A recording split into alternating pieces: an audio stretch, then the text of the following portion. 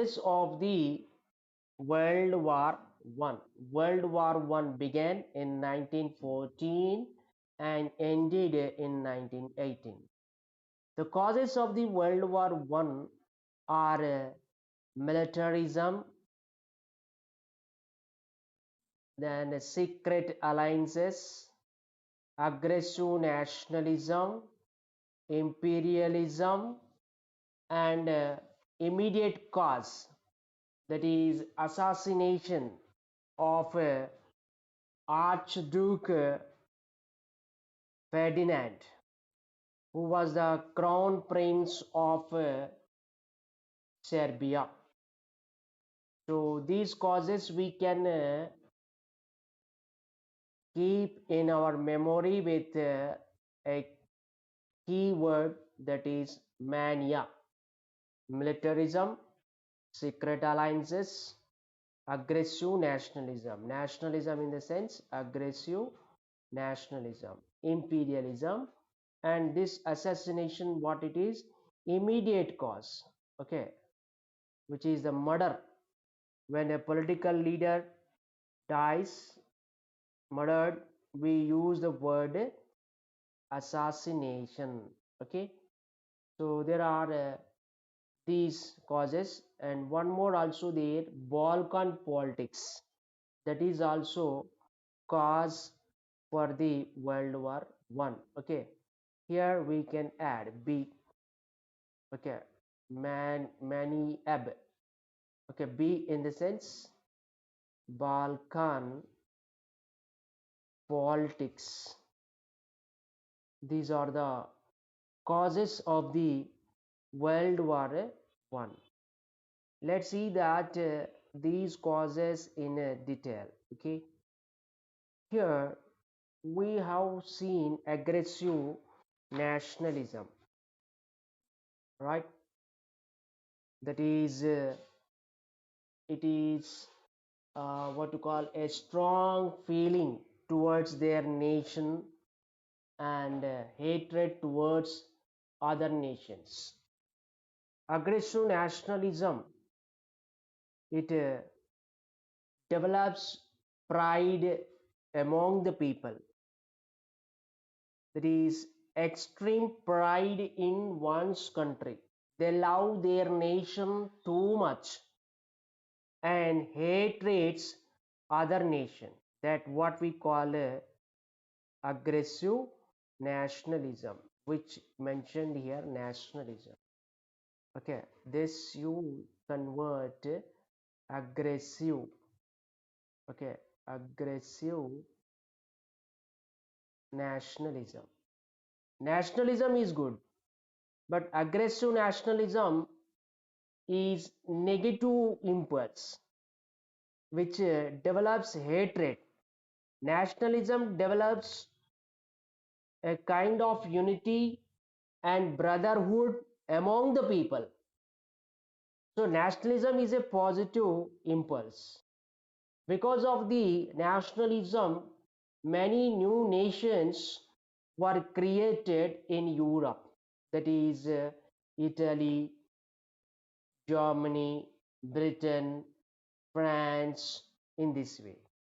Later, this nationalism turned to aggressive nationalism in Germany and Italy. So, this aggressive nationalism is not good for the world, as it wants to rule the world and they feel that they are superior in the world. Those who have the feeling of aggressive nationalism, they feel that their nation is superior and hates other nations and starts occupying other nations, waging war on them. So here, aggressive nationalism developed in Italy, where Italy, and in Germany. In Italy, it developed with a concept, an ideology, that what we call fascism. Which one? Fascism. Fascism is ideology based on aggressive nationalism developed in Italy. Then in Germany also aggressive nationalism developed with an ideology called Nazism. Okay, fascism, Nazism. These are the what two new ideologies developed in the 20th century, so that it is called age of extremes. And these two ideologies based on unquestioned power. There is no right to anyone to question the leader, and it believes in the strong power is vested in the hands of the leader, and he enjoys the what unquestioned power. And it also based on a destructive mode. Aggressive nationalism is a destructive mode. This started in 1923, okay, in Italy and Germany, okay. So aggressive because of the intense nationalistic feelings, several nations have joined into the war, and it turned to the World War One. So aggressive nationalism has turned to one reason for the World War One. The second is imperialism. What is imperialism? Here, when one country takes over another country economically and politically. That means, for example, 200 years ago, India went into the hands in Britain, economically, politically. They ruled us. That is the political power they established on India. And they used our resources. They exploited our resources. So that is economically. So where we find a political and economical domination on another country by one country, that is called imperialism. And this imperialism developed in world nations due to the industrial capitalism. Which one? Industrial capitalism. What is industrial capitalism? It is the growth of funds. That is what to call it, the increasement in the capital due to the industries. You know that industrial revolution has changed the fate of the European nations. Britain, France, Italy, Spain, Germany. So all these nations have got industries with the industrial revolution, and they wanted a raw material for the industries. So several countries, that is Britain, Germany, and America, US, they need raw material for producing the goods, and also markets for selling their products. So they wanted to invest the growing capital in the colonies. Where? In the colonies. If they have colonies, then they can access to the raw material and markets for their finished goods. So there, the capital is increasing there. So increased capital, they want to invest there. Already their mother nation, that means the domestic market is completed. Still, they were producing much more goods, and that they want to sell out of their domestic market. Okay, that means out of their motherland. Okay, so for that, it is very essential to have colonies. That means it is very essential to have political control and economic control on other nations. That means they wanted to make other nations as a colonies for them. So by the end of the 19th century, okay, by the end of 19th century, a race, okay, a race in the sense a competition started for the colonies in European nations. There was a race for the colonies between European powers. Okay, there the European powers split into old industrial powers and new industrial powers. Okay, old industrial powers were Britain, and whereas new industrial powers are Germany. Germany. Okay, this what to call turn to industrial nation latter. So it is what to call new industrial nation, that is Germany, then Italy. These are the new industrial nations. So these two nations wanted to redistribute and redivide the colonies between old industrial powers and new industrial powers. So the old industrial powers have not ready for redistributing the colonies. So this created a tension, enmity between old industrial powers and new industrial powers, and that led to war. And that war is World War One. So imperialism turned to a cause for the World War. How can you say that imperialism is one of the cause for World War One? Then we should write that with the growth of industrial capitalism, European nations wanted to expand their market centers, and they wanted to get access to the raw material available in other nations. So for that, they entered into a rivalry competition, so that it turned to imperialism. So it is a cause for World War One. Okay. Then next we see that alliances. That means secret alliances. Okay. You know that in ninth class we have studied after 1870. In 1870, there a war broke out between France and Prussia, that is called Franco-Prussian War. In Franco-Prussian War, France was defeated. Which country? France was defeated. Okay, in the hands of the what? Prussia. Prussia is the old name of the Germany. So there, the German Chancellor Bismarck, who wanted to bring unity among all the German states. The German states were in different parts. They were ruled by different people, different kings.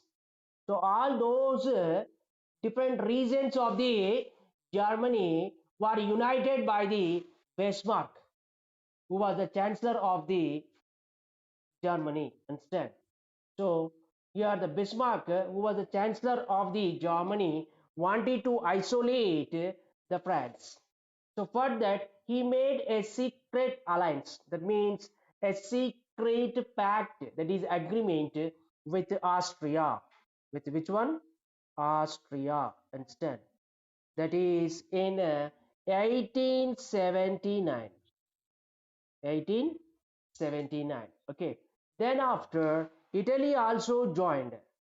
Which one? Italy also joined in 1882.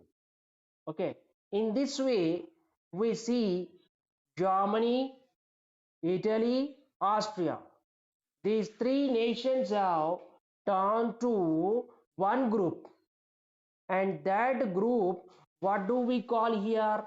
Triple alliance. What that? Triple alliance. It is a secret alliance in which we find Germany, Italy, then Austria. Okay, these are the what nations formed a defense pact. That means if any trouble is there to Austria, then Italy and Germany should help. So it is an agreement. what we call a defense agreement. So it is a defense pact between these nations, and that group what is called a triple alliance. So triple alliance is a secret alliance with Germany, Italy, and Austria. Okay. In the same manner, Britain too. That is Britain, France, okay, and Russia. Britain, France, and Russia. These three nations too formed a group that is also called a secret alliance, and it is called a triple entente. What that? Triple entente. Instead. So two secret alliances were created during the World War One time. One is a triple entente in which Britain, okay, France and Russia, these are the what nations. Okay. So here in 1891, in 1891, France made an agreement with Russia, that is a mutual alliance. And this France also made agreement with Britain in 1904.